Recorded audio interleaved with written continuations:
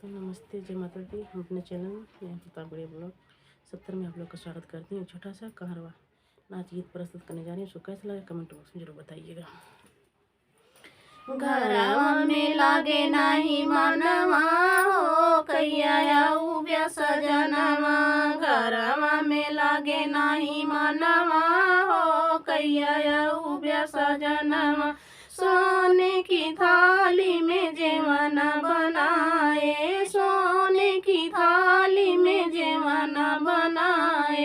जेवना जेवा मैना न दोइया हो कैया उब्या सजनवा। जेवना जेवा मैना न दोइया हो कैया उब्या सजनवा।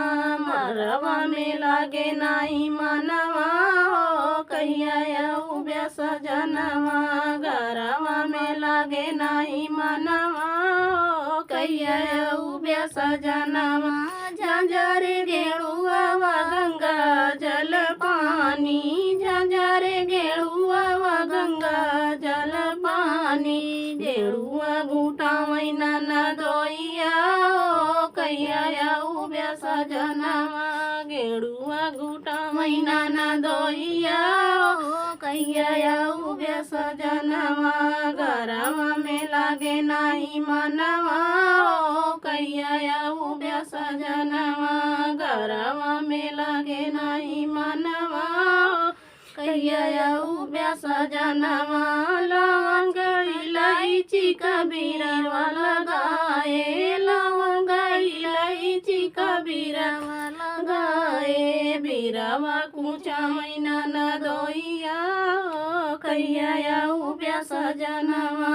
बीरवा कुचा मैना न दोइया हो कैया उब्या सजनवा। घरवा में लागे नाही मनवा हो कैया उब्या सजनवा। घरवा में लागे नाही मनवा हो कैया उब्या सजनवा।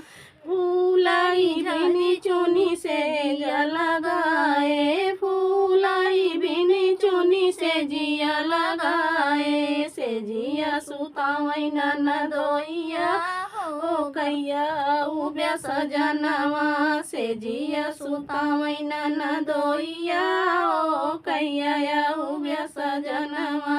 घरवा में लागे नाही मनवा हो कैया उब्या सजनवा। घरवा में लागे नाही मनवा हो कैया उब्या सजनवा।